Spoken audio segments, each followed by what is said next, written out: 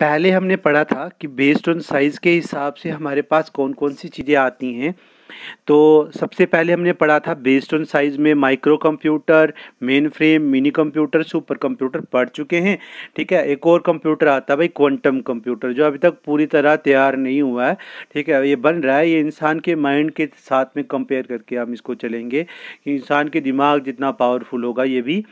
अब बाकी जो हमारे पास बेसिक में बच चुका था वो था आपके पास बेस्ड ऑन वर्क पे एनालॉग, डिजिटल और हाइब्रिड कंप्यूटर पढ़ेंगे, और इसी तरह से बेस्ड ऑन पर्पस पे देखेंगे तो जर्नल और स्पेशल कंप्यूटर पढ़ेंगे। चलिए आज हम ख़त्म करते हैं इस बेसिक को, तो वीडियो के एंड तक बने रहें। चलते हैं तो बात करते हैं हम सबसे पहले based on working of system के ऊपर। सबसे पहला जो आपके पास आता है वो है analog computer. Analog computer job oriented computer होते हैं। ये अर्थमेटिक क्या कैरी करते हैं, अर्थमेटिक और लॉजिक ऑपरेशन को करते हैं, सारे यही करते हैं, मैनिपुलेट करते हैं, प्रोसेस करते हैं डाटा को। और स्पीडोमीटर और सिस्मोग्राफ इसकी एग्जांपल हैं, सिस्मोग्राफ और स्पीडोमीटर इसकी मैन एग्जांपल हैं, देख लें अच्छे से। चलिए हमारी नेक्स्ट टाइप पे या इसके बारे में थोड़ा सा और देख लेते हैं। Analog computer can perform several mathematical operation simultaneously. It uses continuous variable for the mathematic operation and utilize mechanical और इलेक्ट्रिकल एनर्जी। हम इसको बहुत तरह से इस्तेमाल करते हैं, मैथमेटिकल ऑपरेशन तो करते ही हैं, साथ में मैकेनिकल वर्क और इलेक्ट्रिकल एनर्जी के लिए भी इसका इस्तेमाल करते हैं। ठीक है, चलिए नेक्स्ट था हमारे पास type digital computer. Digital computer क्या होता है जी? डिजिटल कंप्यूटर डिजिटल स्क्रीन वाला कंप्यूटर आ गया आपके पास, ये भी कैलकुलेशन के लिए इस्तेमाल करते हो।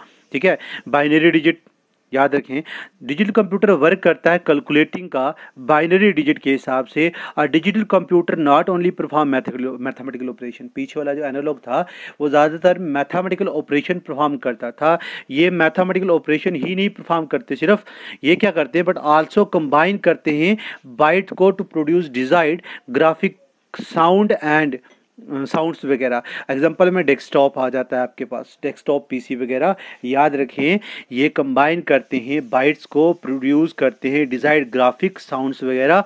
तो आई होप ये आपको समझ आ गया होगा। चलिए नेक्स्ट पे, नेक्स्ट आपके पास आ गया भैया हाइब्रिड। देखिए हाइब्रिड हमेशा कब बनती है, कैसे बनती है? जब दो या दो से ज़्यादा चीज़ों को हम मिला लें, उससे जो एक चीज़ बनेगी उसे आप क्या बोलोगे? हाइब्रिड। यहाँ पर भी जो पीछे दोनों आपने पढ़े कौन कौन से, एक था एनालॉग कंप्यूटर और दूसरा डिजिटल कंप्यूटर, दोनों को मिलाकर क्या बनाया इसने? हाइब्रिड कंप्यूटर बनाया। इसकी एग्जांपल आप डेली लाइफ में देखते हो, ईसीजी और डायलिसिस। ठीक है, ये आप अपनी डेली लाइफ में रोज़मर्रा की ज़िंदगी में इनको देखते हो, ये कॉमनली यही, इन्हीं को आप हाइब्रिड कंप्यूटर के नाम से जान सकते हो। मैंने क्वांटम कंप्यूटर का नाम लिया था, तो आपके पास अभी वही आ चुका है। क्वांटम कंप्यूटर जो है was first introduced by the Richard Feynman. याद रखें, रिचर्ड फिनमैन ने इसको इंट्रोड्यूस किया। अभी तक ये बना नहीं है, बनने वाला है या बनेगा किसी टाइम। ठीक है, तो ये किस पे काम करता है? इसमें हमने एक चीज चेंज की है कि बाइनरी डिजिट को हम चेंज कर रहे हैं। इसमें जो हम बाइनरी डिजिट यूज़ करते हैं ना, बाइनरी डिजिट आपके पास होते हैं कौन कौन से? 0 और 1, उनको चेंज करके उसकी जगह हम बिट्स का इस्तेमाल करेंगे इसमें। ठीक है, तो ये ब्रेन वर्किंग की तरह काम करेगा, फास्टेस्ट कंप्यूटर होगा, दुनिया में सबसे बड़ा और फास्टेस्ट कंप्यूटर होगा जब ये बन गया। ठीक है, तो चलिए अगला है बेस्ड ऑन पर्पस। पर्पस के हिसाब से हमारे पास दो तरह के कंप्यूटर आते हैं। सबसे पहला कंप्यूटर आपके पास है क्या है कि जर्नल पर्पस कंप्यूटर। जर्नल मतलब कि हर जगह पे इस्तेमाल करें, जो बहुत सारे कामों में, हम बहुत सारे वेराइटीज ऑफ कामों में हम इसका इस्तेमाल करेंगे, उसको आप क्या बोलोगे? General purpose computer. ठीक है, to make small database calculation and accounting. ठीक है, छोटे मोटे डेटाबेस और अकाउंटिंग के लिए इसका इस्तेमाल भी कर सकते हो। ठीक है, चलिए दूसरा आता है स्पेशल पर्पस और special type of computer. Special आपके पास पर्पस कंप्यूटर जो होगा ये क्या है? देखिए स्पेशल पर्पस कंप्यूटर जो है ये स्पेशल किसी काम के लिए, किसी एक स्पेशल काम के लिए या किसी एक स्पेशल प्रॉब्लम के लिए डेडिकेट किया गया होता है। ठीक है, ये ऑटोमेटिक क्राफ्ट, एयरक्राफ्ट वगैरह लैंडिंग के लिए, मल्टीमीडिया कंप्यूटर के लिए इसका इस्तेमाल किया जाता है। किसी स्पेशल एक काम के लिए या किसी स्पेशल किसी टास्क के लिए इसको डेडिकेट किया जाता है। अब बात करते हैं फ्यूचर्स ऑफ कंप्यूटर। सबसे पहला कंप्यूटर की बात करते हैं स्पीड। आप सब जानते हो कि ये मिलियंस के इंस्ट्रक्शन पर सेकंड में करता है, तो फास्टेस्ट हुआ कि नहीं हुआ। अब बात करते हैं एक्यूरेसी, तो कंप्यूटर की एक्यूरेसी को हर बंदा जानता है भाई, इसके बारे में बात करने की बात ही नहीं है। आगे है storage capacity. Computer are capable to store huge amount of data which depend on the capacity of hard disk. तो ये तो पता ही है कि हार्ड डिस्क पे डिपेंड करता है कि कितना डाटा वो स्टोर करेगा, ठीक है। तो कंप्यूटर का हो गया। वर्सिटिलिटी क्या है इसकी, कह रहा है computer can be do different type of work, ठीक है। कंप्यूटर एक टाइम पे बहुत सारे वर्क कर सकता है, अलग अलग तरह के काम एक टाइम पे कर सकता है, ये परफॉर्म करता है मल्टीपल टास्क सेम टाइम पे। तो इसकी यही क्या है, वर्सिटिलिटी है। आगे है प्लग एंड प्ले की बात करते हैं, ठीक है। तो प्लग एंड प्ले में क्या करता है, computer has the ability to automatically configure a new hardware and software component. ये ऑटोमेटिकली कॉन्फ़िगर करता है किसको, नए हार्डवेयर को और नए सॉफ्टवेयर को। इंटेलिजेंसी क्या होती है, unlike human being a computer is free from monotony, ठीक है। इंसानों की तरह या इंसानों की तरह ना होकर ये मोनोपोली को मोनोटोनी से, सॉरी क्या वर्ड है, मोनोटोनी, इससे ये दूर है, टाइडनेस से दूर है, ठीक है, क्योंकि ये लगातार काम करता है, ठीक है, और बिना एरर के काम करेगा लंबे टाइम तक के लिए, क्योंकि इंसान थक जाएगा, थकेगा तो क्या होगा, मतलब एरर के चांसेस हो सकते हैं। अब बात आती है सिक्रेसी।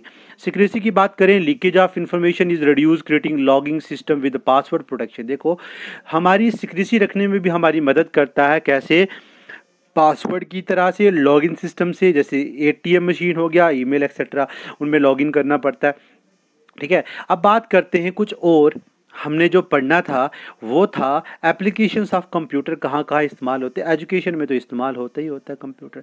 एजुकेशन में कंप्यूटर जो है एक्सीलेंट टीचर का काम करता है। एजुकेशनल इंस्टीट्यूट में हम इस कंप्यूटर का इस्तेमाल बहुत तरह से करते हैं, जैसे कि टैली एजुकेशन के लिए, वर्चुअल क्लासरूम के लिए और ऑनलाइन क्लासेस के लिए। आज तो इसका बहुत ज़्यादा इस्तेमाल हो रहा है लॉकडाउन के टाइम पे।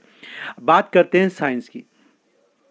साइंस में तो इसका बहुत सारा काम है, क्योंकि बहुत सारे एक्सपेरिमेंट फंडाज वगैरह का पूरा डाटा देखना, उसमें ये काम कर, मतलब बहुत सारा काम आता है। इंडस्ट्रीज में डाटा को मेंटेन करने के लिए बहुत ज़्यादा हमारे हेल्प करता है, ठीक है। तो मैन्युफैक्चरिंग सिस्टम के लिए, continuous running of the machineries वगैरह के लिए भी बहुत सारा इस्तेमाल करता है। पैरामीटर लाइक टेम्परेचर, प्रेशर वगैरह, वॉल्यूम, अच्छा, monitored control by the computer. ये सारे काम कौन कंट्रोल करता है, देखो मैन्युफैक्चरिंग कितनी की, डाटा पूरा रिकॉर्ड करने के लिए ये पूरा काम करता है, ठीक है। आगे है preparation and entertainment. Our entertainment and pleasure time have also affected by the computerization, ठीक है। उसके बाद है गवर्नमेंट। गवर्नमेंट में बहुत सारे गवर्नमेंट के ऑफिस वगैरह हैं जहाँ पे हम इसका इस्तेमाल करते हैं, जैसे प्लानिंग हो गया, control and law enforcement activities के इसका इस्तेमाल होता है। आगे आता है हेल्थ, ठीक है। अब बात करें हेल्थ की, तो कंप्यूटर हेल्थ डिपार्टमेंट में बहुत तरह से इस्तेमाल होता है। एक्सरे के लिए, स्कैनिंग के लिए, टेली मेडिसिन, पेशेंट मॉनिटरिंग के लिए, पेशेंट रिकॉर्ड के लिए, डायग्नोसिस के लिए कंप्यूटर अलग अलग तरह के टास्क परफॉर्म करके हमारी हेल्प करता है। अब आता है multimedia. Multimedia is the field concern with the computer controlled integration of text. जैसे हमें कोई टेक्स्ट लिखना हो, वहाँ पे काम करेगा, ग्राफिक्स में, ड्राइंग में, एनिमेशन में, और बहुत तरहों से ये हमारी मदद करता है रिप्रेजेंट करने को, डाटा को रिप्रेजेंट करने में हमारी मदद करता है। और बैंक की बात भी सारे जानते हैं। बैंक में कंप्यूटर जो है अलग अलग तरह के डाटा को रिकॉर्ड करने के लिए, कस्टमर के डाटा को रिकॉर्ड करने के लिए हमारी मदद करता है। तो आज के लिए इतना। अब नेक्स्ट वीडियो में आपके लिए मल्टीपल चॉइस क्वेश्चन लेकर आऊँगा। इन्हीं जितना पढ़ा इसके ऊपर हम मल्टीपल चॉइस क्वेश्चन सॉल्व करेंगे। तो पीछे वाला पूरा पढ़ ले, लर्न कर लें, ताकि अगले मल्टीपल चॉइस में आपको क्वेश्चन मेरे आंसर बताने से पहले ही उनका आंसर पता हो। Thanks for watching this video. बने रहे साथ में, शेयर करें, सब्सक्राइब करें।